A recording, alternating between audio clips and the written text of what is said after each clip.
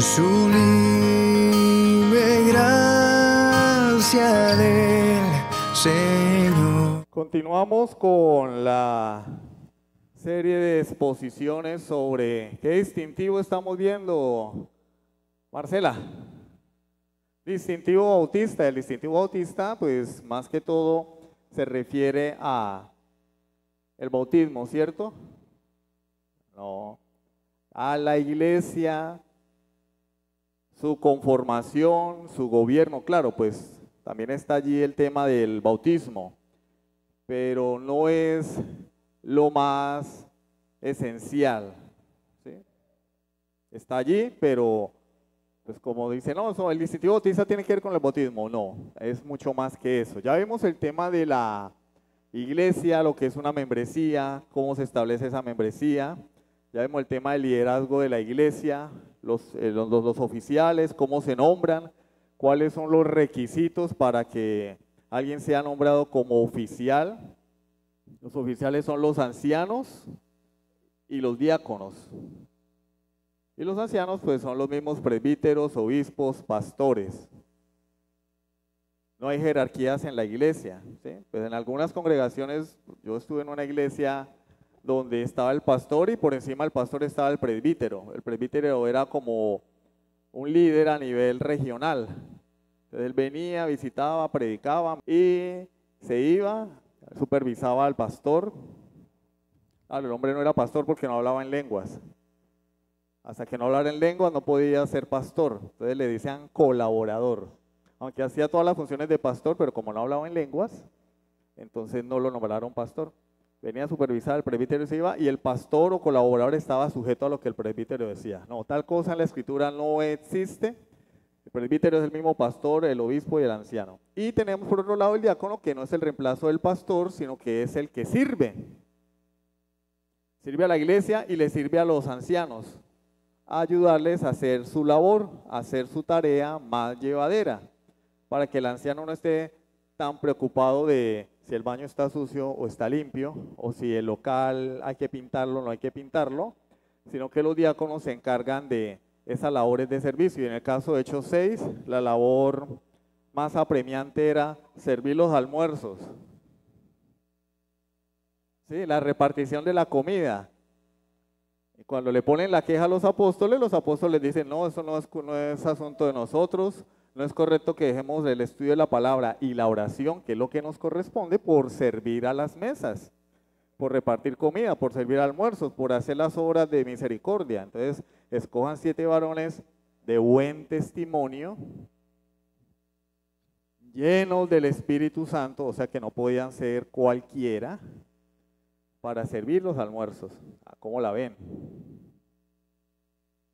Y nosotros pensamos que servir un café o agarrar una escoba es cualquier cosa, eso lo hace cualquier bobo y ya, no.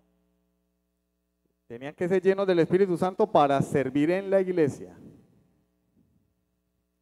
No los estaban nombrando predicadores ni pastores, servidores, y para eso necesitaban buen testimonio y llenura del Espíritu Santo. Y dice el texto que entre esos varones nombraron a Esteban. Dice, varón lleno del Espíritu Santo y de fe. O sea que servirle a Dios no es cualquier cosa. Y nosotros muchas veces despreciamos lo que hacemos para el Señor, a tal punto que por como alguien no nos ve o no nos da una palmadita en la espalda, entonces, ay no, yo no voy a seguir haciendo eso porque pues nadie lo ve, pero Dios sí lo ve. Tal vez Esteban tenía muchas expectativas, lo mataron en su primer discurso, debut y despedida. Predicó una sola vez y ahí le dieron piedra. Pero quedó registrado para nuestra enseñanza. Ese era el propósito de Esteban, iluminarnos a nosotros. Hablamos del nombramiento de los pastores, ¿sí? ¿Cómo es que se lleva a cabo? Hoy vamos a revisar esos textos. Hechos, por un lado la Biblia enseña que la congregación es quien elige a los oficiales, porque venimos de una mala práctica donde es una jerarquía la que nos impone los oficiales. No, porque es que al pastor Juanito lo vamos a cambiar de lugar, entonces vamos a mandar al pastor Homero para que lidere la congregación. Muchas veces esas cosas se hacen en las iglesias para tapar pecadillos, ¿no? Fraude, adulterio, cositas así. Entonces, como en la iglesia romana, ¿no? Si el cura violaba a niños, entonces vamos a cambiarlo de sede. No lo, esperan que se calmen un poquito las aguas y lo mandan a otra parroquia.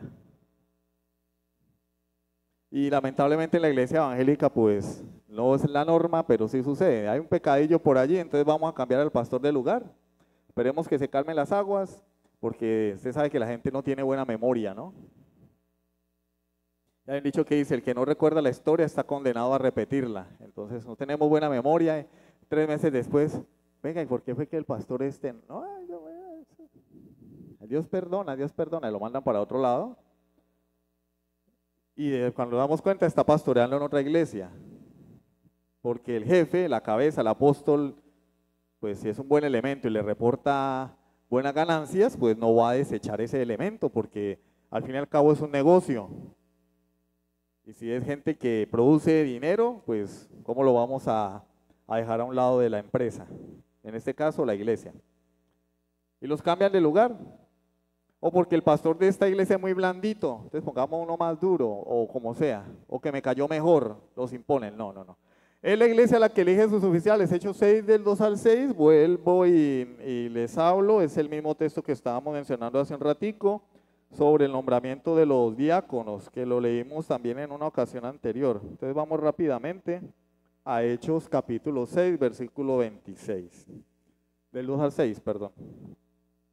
Hechos 6, del 2 al 6. Vamos a leer desde el 1. En aquellos días, como creciera el número de los discípulos, hubo murmuración de los griegos contra los hebreos, de que las viudas de aquellos eran desatendidas en la distribución diaria. Entonces los 12 convocaron a la multitud de los discípulos y dijeron, no es justo que nosotros dejemos la palabra de Dios para servir a las mesas. Buscad pues, hermanos, de entre vosotros a 7 varones de buen testimonio, llenos del Espíritu Santo y de sabiduría, a quienes encarguemos de este trabajo. Y nosotros persistiremos en la oración y en el ministerio de la palabra. Agradó la propuesta a toda la multitud y eligieron a Esteban, varón lleno de fe y del Espíritu Santo, a Felipe, a Prócoro, Nicanor, a Timón y a Parmenas y a Nicolás, prosélito de Antioquía, a los cuales presentaron ante los apóstoles, quienes orando les impusieron las manos. Los apóstoles le dicen a la multitud, a los discípulos, a la iglesia, ustedes escojan. ¿Quiénes los escogieron? ¿Los apóstoles? ¿A dedo? Así como sucede en la mayoría de las iglesias. Yo soy el pastor y ahora tú vas a ser pastor porque me caes bien y tú juegas fútbol conmigo y vamos a ser pastor y tú vas a ser la pastora. No. Ustedes, le dijo a la iglesia, dice, buscad pues, hermanos, de entre vosotros, no de afuera, de entre vosotros, porque ¿cómo iban a saber si tenían buen testimonio, si eran llenos del Espíritu Santo, si tenían fe, si estaban llenos de sabiduría, si no los conocían? Tenían que ser de la misma iglesia, ser reconocidos por la iglesia. Por eso es importante que los oficiales salgan de la iglesia y no vengan de fuera. Es complicado, por ejemplo, cuando esos casos donde no, que no hay que pastorear la iglesia y mandamos a una persona de afuera, porque en la iglesia no hay nadie, pues debería haber alguien.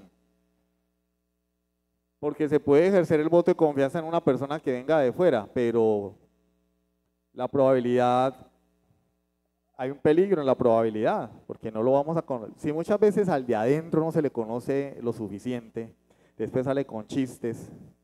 Ahora dígame alguien que viene de fuera.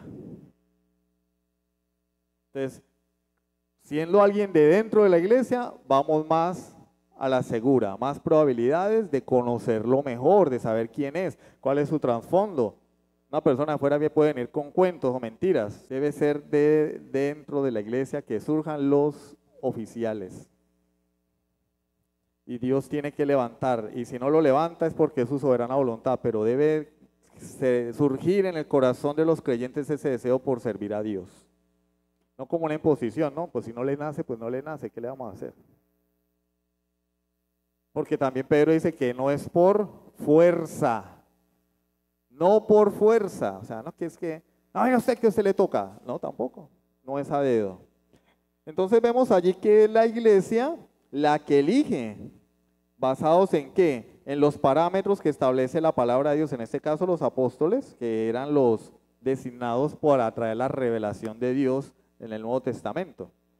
Y los apóstoles dicen, háganlo así, estos son los requisitos. ¡Pum! Preciso, ahí eligieron a uno de ellos, que el que más sobresale, que es Esteban. Pero estaban los requisitos de buen testimonio, llenos del Espíritu Santo para servir un café y un almuerzo, y de sabiduría. Y Esteban era varón lleno de fe y del Espíritu Santo. ¿Quién eligió? La iglesia.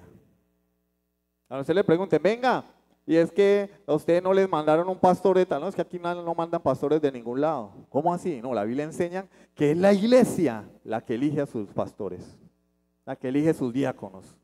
¿Dónde? Hechos capítulo 6. Ah, pero ahí dice que pastor. Bueno, entonces vamos a ver dónde dice pastor. Hechos 14, 23. Ah, es que ahí dice los diáconos. Porque como las personas tienen en la cabeza eso de la jerarquía, de pertenecer a una denominación, de que a qué confraternidad pertenecemos nosotros, y uno dice, no, a ninguna. Ustedes no pertenecen a la confraternidad. No, ¿cómo le ocurre? Dios nos guarde. ¿Ustedes a qué denominación pertenecen? No, somos una iglesia bautista reformada. ¿Y a quién se sujetan ustedes? A Dios y a la iglesia. Tenemos compañerismo con otra iglesia, la misma confesión de fe lo dice en el capítulo 26, que lo vamos a ver más adelante. Compañerismo con otras iglesias, nos ayudamos mutuamente, estamos siendo supervisados por gente más inteligente que yo, más sabia, pero no hay sujeción, no hay dominio. Y la Biblia enseña que es la iglesia misma, porque después de Cristo, ¿quién es la máxima autoridad? La iglesia. Y la iglesia elige a sus líderes, que son los oficiales, los pastores y ancianos, para que la gobiernen. Pero la máxima autoridad en la iglesia es la iglesia misma, por eso ella elige. Como en un país, aunque no es una democracia, ¿no? No es una democracia, pero con un país que sí es una democracia, las personas, ¿cuál es la máxima autoridad? El pueblo. En papel, no en teoría, ¿no? En teoría. Pues sabe que el papel aguanta todo, ¿no? En papel, el pueblo es la máxima autoridad. Y el pueblo elige a sus representantes para que lo protejan, lo gobiernen, les provean, ¿sí? Ahora que en la práctica no ocurra, es otra cosa, pero en el papel debería ser así. Es un gobierno representativo, gobiernan para el pueblo. Lamentablemente los gobiernos de hoy gobiernan es para ellos mismos y usan al pueblo. Pero las iglesias cristianas hay muchas que igual funcionan así. Los pastores lo que hacen es robar y saquear los bolsillos de las personas con la grosería de evangelio de la prosperidad, con esa basura. Y funcionan como los gobiernos, pero no debe ser así. Por eso la palabra gobernar está tan disminuida, tan pisoteada, pero gobernar no es sinónimo de lo que hacen nuestros políticos. Ellos hacen todo lo contrario, saquean. Hechos 14, 23, vamos a ver el tema de los pastores. Porque ahí sí aparece, así sí aparecen los pastores. Hechos 14, 23, lo repasamos, la semana pasada lo nombré. Y constituyeron ancianos en cada iglesia, y habiendo orado con ayunos, los encomendaron al Señor en quien habían creído. Hermano, ahí no dice que eligieron a ningún pastor. Ahí no dice que constituyeron, ahí no dice ni que eligieron ancianos, dice constituyeron. ¿Y quiénes los constituyeron? Pues Pablo y los que lo acompañaran constituyeron. Si ve que el apóstol sí puede mandar pastores, porque mire, ahí dice que los constituyeron. No. Y la palabra constituir es una palabra griega que significa que votaron alzando la mano. Yo la anoté por aquí porque no hablo mucho griego. Heirotoneo. Heirotoneo es alzaron la mano. ¿Cómo constituyeron los ancianos? Alzando la mano, papito, votando. Alzaron la mano para constituir esos ancianos. ¿Quién alzó la mano? La iglesia. Entonces sí hay una elección por parte de la iglesia de sus oficiales. ¿Cómo? Por votación unánime, como lo dice nuestra confesión de fe en el capítulo 26, párrafo 9, que ya lo leímos la semana pasada. Sufragio común de la iglesia misma. Común sufragio de la iglesia. O sea, sufragio es voto. Y el libro de Hechos nos dice cómo fue ese voto. Pues alzando la mano. Vuelvo y resalto que no es que hay 5 candidatos a la presidencia y el que más votos saque va a ser el pastor, no. La iglesia vota aprobando si la persona va a ser pastor o no, no es una competencia. No es una competencia. Y ya depende del reglamento interno de la iglesia, qué porcentaje aprueba una decisión o no. Lo mejor es que sea unánime. Lo mejor es que sea unánime, porque qué tal que, por ejemplo, la membresía son 20 personas y dicen, bueno, el 70% aprueba la decisión. ¿Cuánto es el 70% de 20? A ver. 14. Ya me iba a poner a llorar como el profesor Girafales. 14. 14 personas aprueban al candidato y las otras 6 dicen que no. ¿Qué hay allí? Puede haber problemas. Esas 6 personas deben sujetarse a la decisión de la iglesia, porque ese es el espíritu, ¿no? Que si la iglesia en su mayoría aprueba una propuesta, pues los otros, en lugar de hacer oposición como en el Congreso, se sometan creyendo que Dios ha hablado a través de la iglesia. Pero no, yo no estoy de acuerdo que ese sea el pastor. Que va a haber ahí malestar. Lo óptimo es que la votación sea unánime. Los 20 aprobaron al pastor. Ah, listo. Los 20 están dispuestos a sujetarse, a oírle, a respetarle, a cuidar del pastor o los pastores. No, es que a mí no me cae bien ese hombre. No, ya. O esas personas que todo el tiempo están, no, pues yo no estoy de acuerdo, pero yo me sujeto. Y todo el tiempo es con el mismo cuentico. Eso es más bien rebeldía, ¿no? Debería estar de acuerdo. O sea, si la iglesia lo dijo, si el pastor lo enseña a través de la escritura, ¿por qué no estar de acuerdo? Y hay personas que son así. Todo buen creyente debería, no a la primera, pero sí, considerando lo que se le enseña, lo que se le pide, hacerlo. Conforme a la palabra, es por el bien de mi alma. Hermano, mire, tú no estás bien, mira, tú no estás viniendo a culto de oración, ¿qué pasa? ¿Quieres servir en la iglesia? Ese es un requisito, venir a culto de oración. Pues bueno, pues tocó sujetarse. ¿Cómo que tocó? Pues yo no le estoy diciendo que vamos para un burdel, ni que nos vayamos a emborrachar, ni que vayamos a robar un banco. Estoy diciéndote que necesitas pasar tiempo con tus hermanos en oración. Que necesitas participar de la oración comunitaria de la iglesia. Que no te distancies de las reuniones que la iglesia convoca. ¿Eso es malo? Eso no es malo, eso es bueno.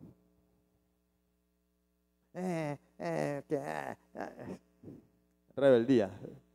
Y está bien eso en una persona recién llegada, un creyente de mesecitos, pero ya gente con 10, 20 años y con esos resabios. Ya la cosa se pone difícil. Entonces votaron a mano alzada. Votaron. Entonces la palabra de Dios nos enseña que los pastores gobiernan la congregación. Primera a Timoteo 5:17. Los ancianos que gobiernan bien. ¿Qué? ¿Los que qué? Gobiernan bien. Sean tenidos por dignos de doble honor. Mayormente los que trabajan en predicar y enseñar. Aunque el texto habla de la remuneración, del salario que debe recibir el pastor, el énfasis que yo quiero hacer aquí es que gobiernan. ¿Qué es gobernar? Pues la mayordomía, la administración, que es un servicio. Por ejemplo, en el gobierno los empleados públicos sirven. El presidente es un empleado público, él sirve. ¿Cómo le sirve él a su nación? En el caso de un buen presidente, digamos Javier Milei, Nayib Bukele. Sí, nos toca ir lejos, lamentablemente, pero hablando de buenos presidentes, ¿cómo sirven? Gobernando. Y la gente empieza a dar cuenta que el hombre está gobernando bien. 90 y tanto de popularidad, Nayib Bukele gana las elecciones, es reelegido presidente con un ¿qué porcentaje? Como el 90 y pico. Mejor dicho, lo máximo. Gobierna bien, gobierna para la gente. Javier Milei, bajando la inflación, eliminando a los corruptos. Ni siquiera cobra sueldo. Sí, el sueldo lo rifa. El sueldo de él lo rifa, hace un sorteo y el que se lo ganó, se lo ganó. ¿Cómo la ven? Da el ejemplo. Gobierna. Ese sí, gente que gobierna, que sirven, que administran, que protegen, que proveen, que cuidan. Eso es gobernar. Entonces, cuando se dice que el pastor gobierna, ya viene a montarla, ya viene a fastidiar, ahora viene a mandar. No, pero si hay personas, yo he escuchado personas que tienen esa idea en mente no, es que yo vengo a poner orden. No, mijo, pues es que esto no es el ejército, esto no es la policía. Que están los policías como muy en recocha, entonces mandan a un supervisor, a un jefe, a un capitán, lo que sea, de otro lugar, y bueno, llegué yo y aquí ahora sí todo se... No, así no funcionan las cosas en la iglesia, porque como leíamos la semana pasada, Pedro dice que el pastor debe pastorear la grey del Señor, dice, no como quien tiene señorío sobre ella. ¿No? El pastor no es el señor de la iglesia. No es el señor de la iglesia. No, hermano, mire, hágame un favor, esa camioneta está como pasada de moda. Cámbiela. Cómprese una nueva. ¿Sabe? A mí qué me importa. ¿Cuál es la camioneta que usted tenga? Pues, no es problema mío, no es problema mío. A no ser que me la quiera vender. Pero no es problema mío. Usted tiene carro, moto, casa, o sea, eso no es problema mío. Yo tengo que ocuparme de la vida espiritual de la gente. Si usted quiere vender su carro, véndalo, regálelo, chatarrícelo, pero no tengo por qué meterme en eso. Ahora, si me piden un consejo es otra cosa. El pastor no es el señor de la iglesia, ni el pastor llega, yo vengo, como llegó cierto falso apóstol aquí, que lo mandaron de la Patagonia a poner orden. Ven aquí a poner orden. No, hermano, el pastor viene a servir. Y por eso es necesario que salga de la misma congregación, para que ame a los hermanos, para que los hermanos lo amen, para que los trate con cariño y no poniéndole el pie encima, humillándolos, pisoteándolos. Es que yo aquí soy la autoridad. Sí, el pastor es la autoridad, pero su autoridad está fundamentada en la Escritura. Y no hay autoridad en la iglesia sin amor. Imagínense que yo en mi casa digo, yo soy la autoridad. Ustedes llegan a la casa y mi esposa está llorando con los ojos morados como un oso panda, la ropa toda rasgada. No es que él es la autoridad. No. La autoridad hay que utilizarla bien. Jesús es la autoridad. ¿Y cómo nos trata Jesús? A las patadas, ¿cierto? No, con amor. ¿Más amor para dónde?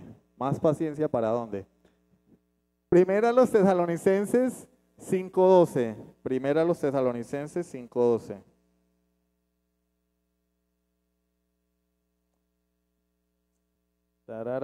Os rogamos, hermanos, que reconozcáis a los que trabajan entre vosotros y os presiden en el Señor y os amonestan. ¿Os qué? Os presiden. Los que nos gobiernan. De ahí es donde viene presidente, de presidir. ¿Quiénes son? Los pastores, los ancianos, los presbíteros, los obispos, son los que presiden la iglesia, los que gobiernan la iglesia, los que administran la iglesia. ¿Qué dice? ¿Cuál es el mandamiento de Dios? Que los reconozcan. Versículo 13. Pero mire, dice, y os amonestan, o sea, os regañan. A veces hay que regañar. Eso es amonestar, llamar la atención. Se confunde con exhortar, ¿no? Utilizamos mal la palabra exhortar y decimos, es que le pegué una exhortada al hermano. No, exhortar es animar. animar. Vamos, hermano, yo sé que tú puedes, no te apartes del Señor. Si necesitas algo, llámame, escríbeme. Eso es exhortar. Amonestar, si es regañar o jalar las orejas. Venga, hermano, mire, lo que usted está haciendo no está bien. La Escritura enseña esto, hermano. ¿Hasta cuándo? ¿Hasta cuándo va a seguir usted tomándole? Eso ya es una amonestación. Lo que hizo el profeta Natán con David es una amonestación. ¿Qué castigo merece el hombre que se robó la ovejita? Y David dice, ¡que muera! Y dice Natán, ese hombre eres tú. Lo encaró, lo amonestó. Exhortar es animar. Como que, vamos hermanito, tú puedes. Es para que no confundamos las palabras. Pero acá dice que los ancianos nos regañan, nos amonestan. Dice, y que los tengáis en alta estima, en mucha estima. Y amor por causa de su obra. Los ancianos deben ser tenidos en mucha estima, en gran estima. Vamos ahora a estos dos pasajes, porque se nos va a acabar el tiempo y terminamos allí. Hebreos 13:7 y 13:17.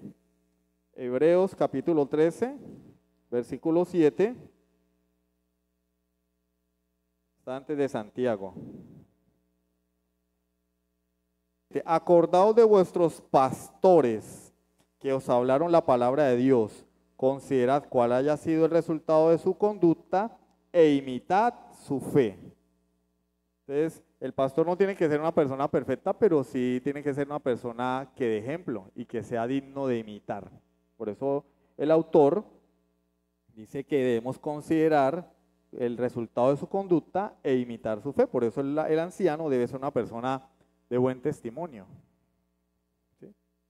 Que no agreda el evangelio con su testimonio, porque yo puedo tener todos los defectos que ustedes quieran.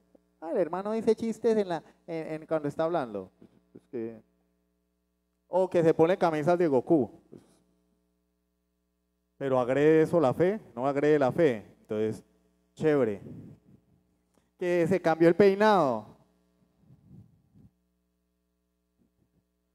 ¿Sí? Que le gusta el fútbol y es malo. Bueno, pero agrede la fe, agrede la doctrina. No, chévere. Dice el resultado de su conducta e imitad su fe. Acordad de vuestros pastores. Listo, vamos al 17. Obedeced a vuestros pastores y sujetaos a ellos, porque ellos velan por vuestras almas, como quienes han de dar cuenta, para que lo hagan con alegría y no quejándose, porque esto no os es provechoso. Si el pastor habla conforme a la Escritura, mi deber como oveja es obedecerle y sujetarme a él. ¿Por qué? Porque él está velando por mi alma. Él no me lo está diciendo por mal. Ahora si el pastor me dijera, no vaya a culto, tranquilo, mijo, vaya, se derrumba, trasnóchese, eso, mañana venga a dormir. El sábado en la noche acuéstese bien tarde, tranquilo, papito, eso no hay problema, no importa. Acá va a tener 2 horas para que duerma. Usted recuesta la cabeza allá a la pared, se hace el dormido y nadie se va a dar cuenta. Yo no me doy cuenta, yo no le miro la cara a la gente, yo desde ahí no me doy cuenta quién es el que queda dormido en el culto. De verdad que nada. Hasta a mí me da sueño cuando predico, tranquilo, mijo. No. Pastor, vela por nuestra alma. Hermano, ¿usted por qué viene al culto a dormir? ¿Qué le pasa? ¿Está trasnochando? No, es que me quedé viendo una película. Hermano, coja oficio, sea serio. ¿Sabe que el domingo tiene culto, se trasnocha el sábado? Si usted tiene una cita médica a las 6 de la mañana, ¿usted qué hace? ¿Se trasnocha el día anterior? No. Acuesta temprano y a las 5 ya está esperando allá que le den un ficho o que lo marquen o algo. Y sabemos que tenemos el culto el sábado, nos ponemos a ver TikTok, a ver películas, salimos de rumba.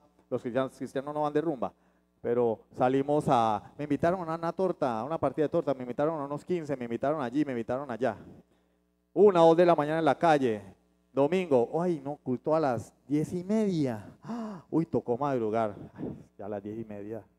O sea, corrimos el culto se hacía a las 10, lo corrimos a las 10:30 y aún así la gente llega tarde y algunos llegan a dormir. O sea, de verdad que el Señor tiene mucha paciencia. Antes no cae un rayo y nos fulmina. Mucha paciencia la que tiene Dios.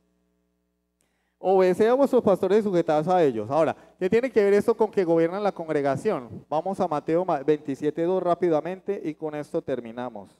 Mateo 27:2.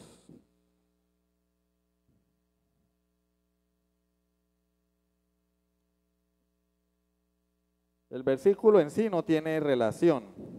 Si usted lo lee, si usted no anota, se va a enredar porque el versículo no tiene nada que ver con lo de los pastores ni nada. Y le llevaron atado y le entregaron a Poncio Pilato, el gobernador. ¿Y qué tiene que ver Poncio Pilato con los pastores y con la sujeción de la iglesia a los pastores, con tenerlos en alta estima, con reconocerlos e imitar su fe? Pues nada, Poncio Pilato no era ningún pastor.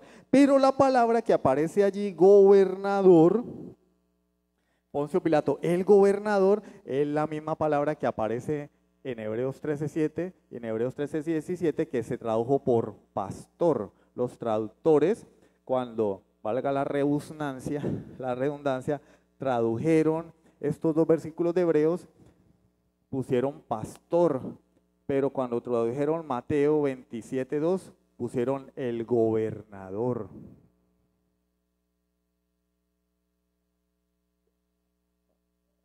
La palabra griega hegemón significa gobernador, líder.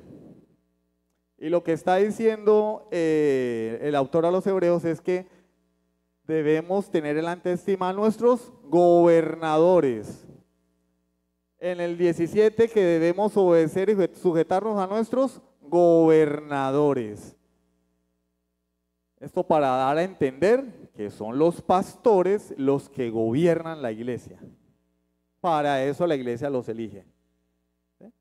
Entonces, en asuntos espirituales, en asuntos de la exposición de la palabra, en asuntos de lo que se hace en la iglesia, en el ámbito espiritual, el pastor gobierna. Hay hermanos que se toman el atrevimiento de decirle a uno incluso qué doctrinas debería uno predicar. Eso es un atrevimiento, porque entonces ¿para qué lo eligen a uno pastor? Pero, hermano, agarre la Biblia y párese usted allá al frente y predique. O por qué puso a este a hacer esto y a aquel lo otro, porque hacen las cosas así. ¿Para qué hay pastor entonces?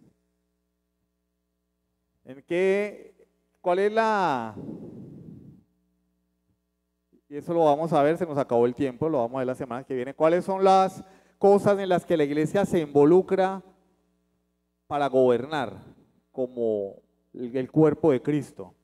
Recepción de miembros, selección de oficiales, es decir, ancianos, diáconos, aplicación de la disciplina eclesiástica, excomunión. Hay hermano que está andando desordenadamente, no se ha querido arrepentir, ya se le han dado 1000 oportunidades, vamos a excomulgarlo. Excomulgarlo no es echarlo de la iglesia, excomulgarlo es decir públicamente que el hermano ya no hace parte de la membresía, que no va a tomar la cena del Señor con nosotros, que no va a servir nada en ningún oficio de la congregación, que va a estar ahí como un simple asistente, hasta que el hermano se arrepienta de verdad. Excomunión. Hay otros más graves donde ya a una persona se le pide incluso que no vuelva a la iglesia, como en el caso del joven de la primera carta a los Corintios. Pablo dice, entréguenlo a Satanás.